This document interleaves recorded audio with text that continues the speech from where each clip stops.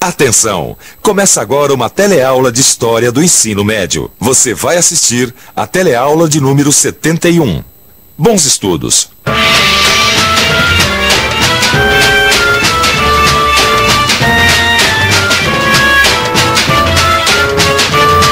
Você viu que o Brasil, durante o regime militar, viveu sob uma forte repressão política. Mas e a cultura? Como será que ficou o cinema, o teatro e a música? Será que em tudo isso os militares também colocaram as mãos?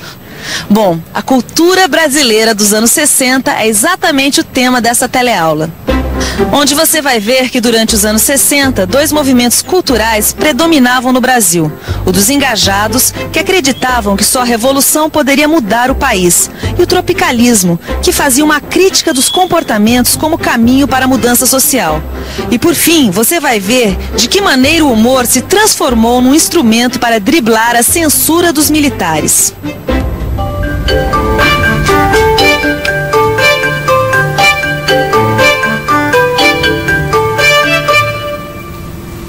Mas e os anos 60? Como será que a juventude nos anos 60 continua agindo? Será que tem o mesmo comportamento ou será que mudou alguma coisa? Pois é, no final dos anos 50 começaram a haver mudanças. E a juventude, antes simplesmente rebelde, começa a se empenhar em mudar o país e seus costumes, em lutar por uma sociedade mais justa e mais igualitária. Era o tempo da arte participante e do jovem engajado. Ô Vicente, arte participante, jovem engajado, o que tudo isso queria dizer? Ah, Gil, essas imagens dizem tudo. Engajado é o sujeito que se filia a uma causa e luta por ela. No caso dos jovens dos anos 60, engajado era aquele que lutava pela revolução. Agora, Vicente, o que a cultura tem a ver com revolução? Revolução não se faz com armas? Mas era exatamente isso que os estudantes queriam. Só que eles achavam que primeiro era preciso conscientizar o povo sobre os problemas políticos e sociais. Só depois dessa conscientização que viria a revolução e a tomada do poder. Agora, o que os engajados faziam para conscientizar o povo? A educação era um dos meios utilizados nos anos 60 para conscientizar a população. Acreditava-se que só depois das pessoas saberem ler e escrever é que elas podiam lutar pelos seus direitos. Para viabilizar essas ideias, foi muito importante a participação do educador Paulo Freire, com seu método revolucionário para educar adultos. Esse método dizia, basicamente, que as pessoas deveriam ser alfabetizadas através de experiências do seu dia a dia. Então, olha só, em vez das pessoas aprenderem a ler com frases do tipo "vovô viu a uva", elas eram alfabetizadas através de palavras como casa, comida, saúde e educação. Mas será que o jovem engajado nos anos 60 acreditava que só através da educação é que dava para conscientizar a população? A educação era mesmo muito importante. Mas olha, não era só a educação a única maneira de se engajar na luta por um país mais justo e igualitário.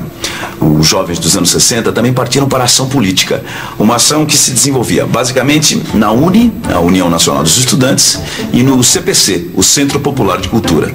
Nessas duas agremiações, jovens estudantes aliados a intelectuais e artistas produziram peças teatrais, shows musicais, além de editar livros e revistas, porque para o pessoal do CPC o importante era criar uma linguagem que fosse simples, direta, uma linguagem que pudesse ser compreendida pelas camadas populares. Além disso, toda a produção cultural do CPC tinha como meta fazer com que a população aprendesse a lutar pelos seus direitos. Basicamente, eles queriam despertar uma nova consciência popular, denunciando o subdesenvolvimento e o imperialismo.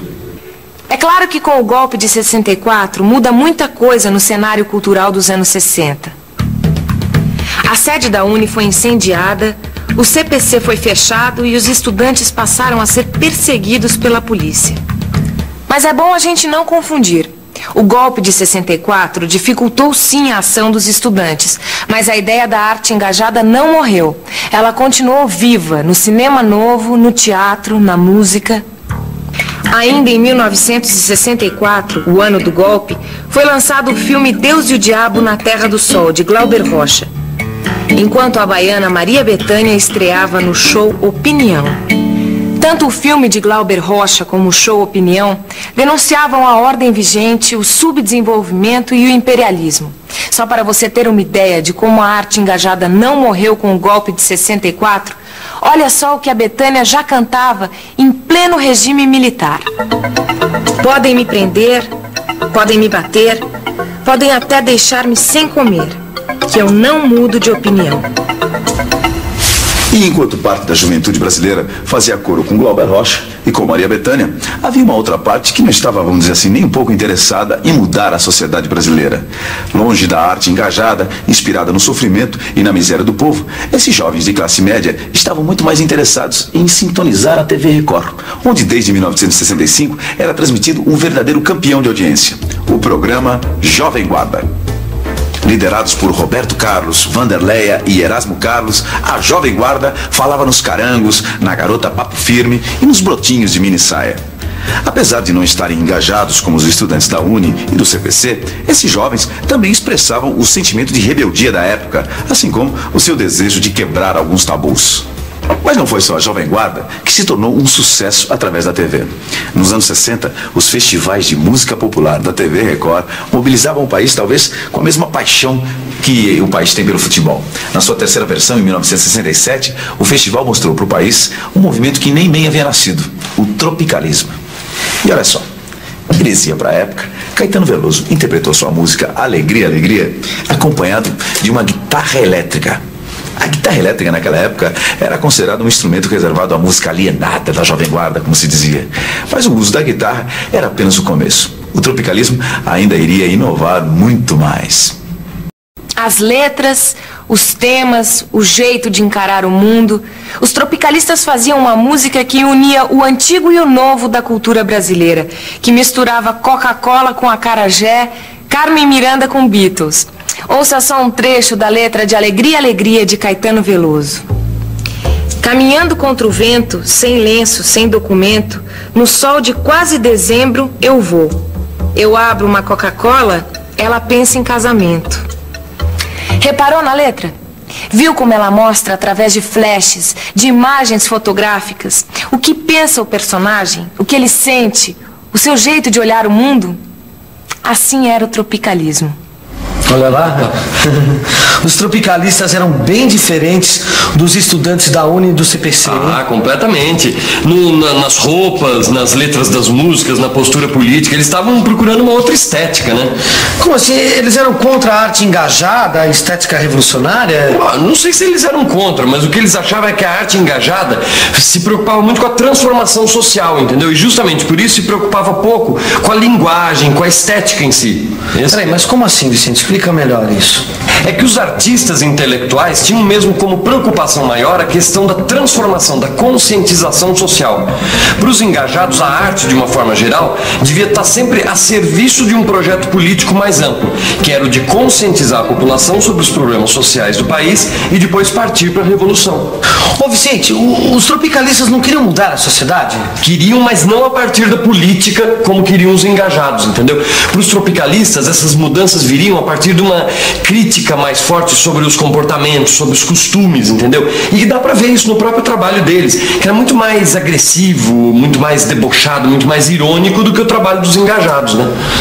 Ah, então é por isso que eles usavam essas roupas todas espalhafatosas, os cabelos compridos e ainda faziam coisas que não eram comuns para a época. Apesar do comportamento e das ideias tropicalistas terem chocado muito o Brasil naquela época, tudo isso não era uma exclusividade do nosso país. O movimento tropicalista tinha tudo a ver com outro movimento que crescia em vários outros países, o movimento hippie. O movimento hippie defendia a revolução individual, criticando os valores consumistas da sociedade industrial. Em vez de brigar violentamente pelas suas ideias, pegarem armas e promover revoluções, os hippies pregavam a paz e o amor. São essas ideias, as ideias defendidas pelo movimento hippie, que chegam aqui no Brasil através dos tropicalistas. Agora, você percebe como são diferentes os pensamentos dos estudantes que defendem a arte engajada e dos tropicalistas? Olha só, enquanto os engajados estão mais preocupados com a transformação social do que com a linguagem, os tropicalistas tentam superar o nosso subdesenvolvimento através de uma linguagem crítica. Como você vê, esses dois enfoques diferentes mostram, no fundo, a riqueza cultural de uma época, dos anos 60. Uma época em que a cultura tinha que driblar a censura e a repressão do regime militar. Uma missão quase impossível, que o jornal O Pasquim desenvolvia com muito humor e grande criatividade. Fundado em 1969, o Pasquim marcou época e criou um novo estilo de comunicação. Usando de muito humor e ironia, os editores conseguiam dizer o que queriam sem brigar diretamente com os militares. Olha, é bom lembrar que naquela época o AI-5 dava ao governo controle total sobre a sociedade. Por isso, tudo tinha que ser muito bem pensado antes de ser dito ou escrito, pois o governo tinha o poder de censurar, proibir e reprimir. Bem, mas a inteligência e a criatividade dos jornalistas e humoristas que compunham a equipe do Pasquim, com suas ironias, metáforas e tiradas bem-humoradas, conseguiram driblar a censura. E o humor das suas páginas acabou se revelando como uma das melhores armas que combateu e criticou a ditadura militar. E atenção, se liga aí, que é a hora da revisão. Na teleaula de hoje, você viu que durante os anos 60, 2 movimentos culturais predominaram no Brasil. O dos intelectuais e estudantes engajados, que acreditavam que só a revolução poderia mudar o país. E o tropicalismo, que fazia uma crítica dos comportamentos como caminho para a mudança social. E por fim você viu de que maneira o humor se transformou num instrumento para driblar a censura militar. Mas o que será que aconteceu com a cultura brasileira na década seguinte, na década de 70? Será que ela se engajou por completo ou foi buscar inspiração no ideário tropicalista?